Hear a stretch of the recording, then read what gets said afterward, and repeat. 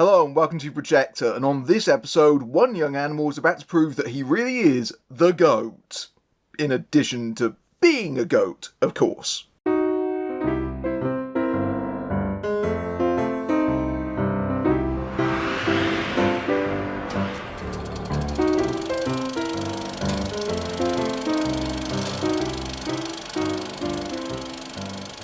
Ever since he was a kid, GOAT Will Harris, voiced by Callum McLaughlin, has wanted to be a rawball player, just like his idol Jet Fillmore, the Black Panther star player for the Vineland Thorns, voiced by Gabrielle Union. 10 years later, Will is a delivery boy who has never stopped practicing despite his stature, and when he faces off against rawball horse player Main Attraction, voiced by Aaron Pierre, the video of it goes viral. That leads the Thorns warthog owner Flo Everson, voiced by Jennifer Lewis, to sign Will to the team, making him the first small to ever play rawball, but Jet herself is far from keen to share the court with him. I'm not really a sports guy, but if you are, and you're into basketball, then there's probably a very high chance that you've heard of NBA star Stephen Curry. If you haven't heard of him because you're some British weirdo who only pays attention to films, he's a 4-time NBA champion, an Olympic gold medalist, he was the first unanimously voted MVP, and is considered probably the greatest shooter in the history of the sport. He's definitely someone that you consider to be a GOAT, or greatest of all time, if you're not keeping up with the kids these days. He was also considered to be quite small, although at 6'3", he's hardly a short king like I am, but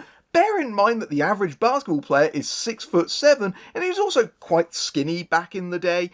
Anyway, Stephen Curry is the producer on GOAT, an animated movie about a small goat who is fantastic at scoring basketballs despite his size. Get it? He's a goat, but also he's a goat. I mean, where do they get their ideas from? I do have to admit that when I describe this as a basketball movie with a goat, it does make you think this is some sort of Air Bud scenario. Ain't no rule in the book that says a goat can't play basketball.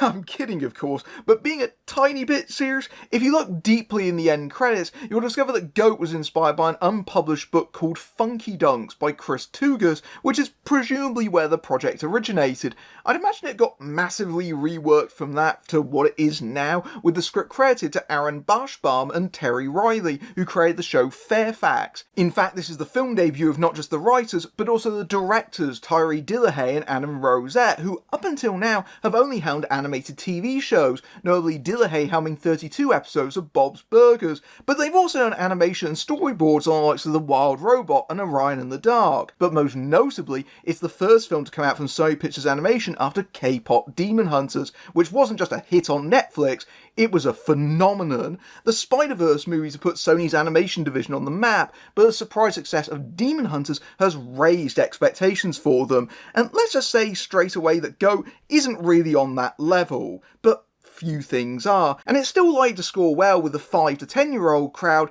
It's just not going to be a cultural obsession like that was. Part of that is that it isn't really breaking the mould. On a script level, GOAT hits as many of the sports movie beats as you can think of. It naturally starts out as an underdog story, but a surprisingly convoluted one at that. Will's GOAT has big ambitions, but they're a distant dream from his day job of being the delivery boy for the diner that his mother Louise, voiced by Jennifer Hudson, worked for before she died. The diner staff are huge fans of the Thorns, and llama owner Carol, voiced by Aisha Curry, Stephen Curry's wife, has become a surrogate mother to Will. But he's desperately in debt to his gerbil landlord Frank, voiced by Wayne Knight, which of course means this now has a direct connection to Space Jam, and whose running gag is that he has dozens upon dozens upon dozens of kids. That's what leads him to trying to gamble his rent money against playing against Cocky Horse Main Attraction, who plays for rival team the Magmas, and his size and speed allow him to outwit his opponent to a humiliating degree. Well, at least at first,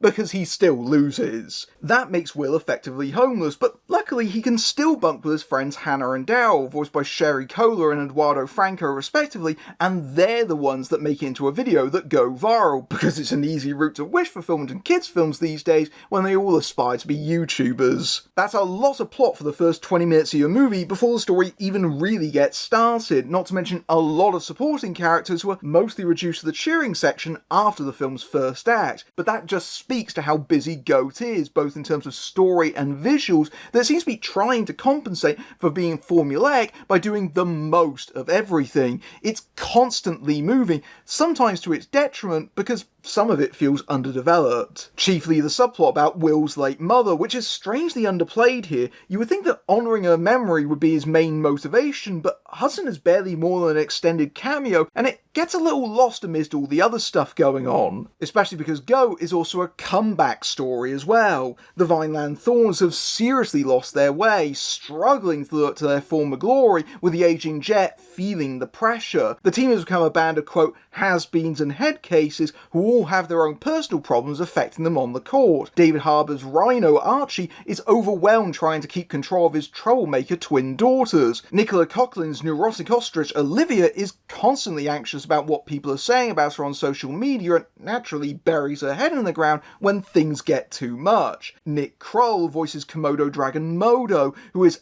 absolutely out of his mind and is clearly engineered to be the film's breakout character, but a little too obviously so given all the wacky gags they give him. And Stephen Curry himself voices Giraffe Lenny, who has a slightly embarrassing side hustle trying to be a rapper. Get it? Because he's short, but he's playing a giraffe, the tallest member of the team. Do basketball players still get Napoleon complexes? But unscrupulous owner Flo isn't hiring Will to try and turn the team's performance around, it's because she sees a cheap and easy publicity stunt to bring in the punters, and if that brings in more cash for her, well, she's like a pig in the mud. That's how you know she's greedy, because that's how we're introduced to her, enjoying a mud bath as her team loses. Jennifer Lewis is clearly enjoying playing a greedy boss, even if the role is entirely predictable. You might not be surprised when she tries to sell the Springfield Isotopes to Albuquerque. I think in a different movie, Goat would be about Will having to try and prove himself, to try and bury the idea that he's some kind of stunt, but also to break the underlying prejudices against small players in the sport through his sheer talent and determination, which it kind of is on a surface level, but not really on a deeper level. Take the small thing, for example. Will is underestimated because of his size, and the fact that he's dwarfed by his opponents in a full contact sport like Rawball means he could be legitimately hurt during the games, even killed. But we know that he won't, and there's very little sense of that kind of danger towards him. Likewise, Will isn't really discriminated against, apart from some bullies chanting, "Smalls can't ball," like it's white men can't jump.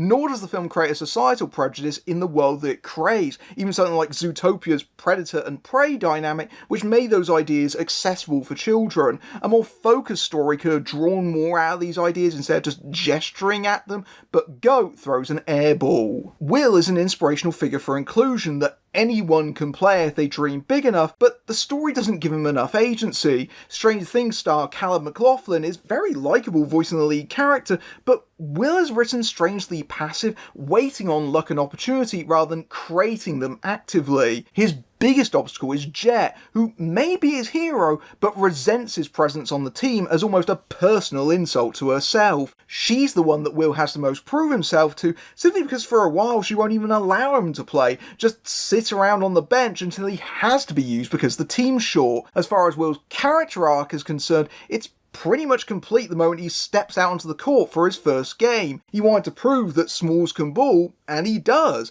Anything after that is a bonus, and he doesn't have to learn to become a better player because he's naturally talented. So you feel like the film's strangely uninterested in the main character, or giving him personally much of a conflict. Will isn't the one who needs to be taught. If anything, he's the one actually teaching Jet. A funny thing happens around the halfway point where you feel like a lot of the focus in the movie shifts on to her, almost like the filmmakers realised that they weren't actually making a film about a goat, they were making a film about the goat, and that she was a much more interesting character than the one the movie is supposed to be about. Gabrielle Union's Jet is easily the most overt role in the film, and has far more control over the film's plot. Jet's story is one of the weight of expectation, where she's this iconic player and she's been on the team for 10 years, but the Thorns still haven't won the claw. She's getting older and near the end of her playing career, but she doesn't want to retire, and her pride and insecurity is the thing that's holding the team back, because she's so conscious of the criticism surrounding her and the Thorns that she's effectively controlling the team and trying to do everything herself, towering over the team's anxious coach Dennis, voiced by Patton Oswalt. That only gets worse when Will is added to the team, because first she views him as a joke, and then when he starts playing, as a threat. There's a scene where they're filming a team promo with this literal torch-passing narrative that is being forced upon her, and she lashes out and refuses to play along with it. A lot of the stuff with Jet is about the kind of image and politics of the sport that's actually surprisingly pointed. And this dynamic between Will and Jet, the rookie who is dismissed by his jaded elder but eventually earns their respect, is nothing new, but it's fresher here because she's the one who takes from it. Will has the fan perspective and knows how beloved she is in Vineland, but she's too deep in the game to realise it. Jet is the character with the most personal growth and conflict, and it's her decisions that drive the story, because she has to choose not to boss everyone around and make it about herself. She's the one that has to change and learn how to play in a team, because her ego is putting the team in a chokehold. And ultimately the story is about her having to prove that she is still the GOAT and getting the claw that she so desires, and Will feels like a supporting character in her journey. So much so, in fact, that the film probably would have been better if it was just straight up about Jet. But whatever problems there are with the film's story, they don't matter when it's on the court. The visuals in this are phenomenal, being fast, fluid, and lively, as you would expect from Sony Pictures Animation. And this follows the style of the Spider-Verse movies set before it, where the 3D borrows a lot from 2D line drawings and techniques with elements of street art incorporated. I mentioned Zootopia earlier, and you have to inevitably compare it to that, but I think this takes on an animal world in a very different way to that did. Zootopia very much anthropomorphizes the animals and world in a way that's often indistinguishable from a human one, whereas GOAT leans into that more heavily and with more stylization. The animals in this keep a lot of their characteristics and sometimes alternate between walking on two legs and running on all fours, and that allows them to have some fun character beats, especially with Jet, where they really play up her cat-like tendencies, like sleeping in a tree instead of her bed, or getting sprayed with a water bottle when she gets angry. The different locations and settings across the film had their own unique and distinct identities, which Zootopia did, but not as strikingly visually. One thing that Zootopia did do, though, is play with the idea that the city is built on different scales for different species, which you would have thought the GOAT would have done to emphasise the smalls big dynamic, but nope. Another airball. But where it really shines is in those raw ball sequences, which are frenetic and genuinely exciting. Given this has Curry as a producer, a lot of effort has gone into trying to portray basketball accurately, and apparently they brought in experts to replicate plays and tactics. Although I've got to be honest, I was wholly in it for the eye candy, like the distinctive way that blurring is used for motion, especially in backdrops, which is particularly apparent in Will's early challenge in the cage, or the use of eye-popping impact frames that Sony's animators are very adept at this point. Even the different courts have their own looks and sense of personality that make them more exciting. There's an icy court that shatters and breaks, and especially the climax at Magma's court, which is of course volcanic and erupts, shooting lava, but also completely changing the topography, and those change the stakes of the games. In the raw ball scenes, the uneven story melts away to pure animated delight, just nothing but net. So GOAT is a decidedly mixed bag. It's a very frantic film, both in the sense that it throws so much at you it can be a bit exhausting at times, but also in terms of all the character and story that it has to deal with. I think you could have made a stronger film with these ideas if you just pared it back a little and stuck to the fundamentals and honed in on the unexpected emotional beats, which is why K-pop Demon Hunters worked the way that it did. I've not even got into the fact that it's a bit more reliant on toilet humour for easy laughs from its young audience than you usually see in most family films these days. Not just a scene on a literal toilet, but also the gag where the twins fart into a sleep apnea machine, or the product placement, like for Under Armour, who Stephen Curry is a brand ambassador for, or for Sony PlayStation, with Hannah wearing a branded t-shirt throughout. But considering this exists as a bit of a vanity project for Curry and released to coincide with the NBA All-Star Weekend, it's better than it could have been. It's a formulaic but likeable sports film, and there's a lot of charm in its aesthetic and animation, a lot of which deserves to be on the highlight reels of those who worked on it. I'm sure the target audience will have fun with it, but it isn't a slam dunk, nor is it going to be remembered as one of the greats, as it's ultimately forgettable. If you like this review and you want to support my work, you can give me a tip at my Ko-fi page, or YouTube's Super Thanks feature, which is right below the video. Or you can score a slam dunk over on my Patreon, where you can see my videos early among other perks, including access to my Discord server, and you can also join YouTube memberships for similar perks. Or you can just simply like, share, and hype the video. It really does change the game. Until next time, I'm Matthew Buck, fading out.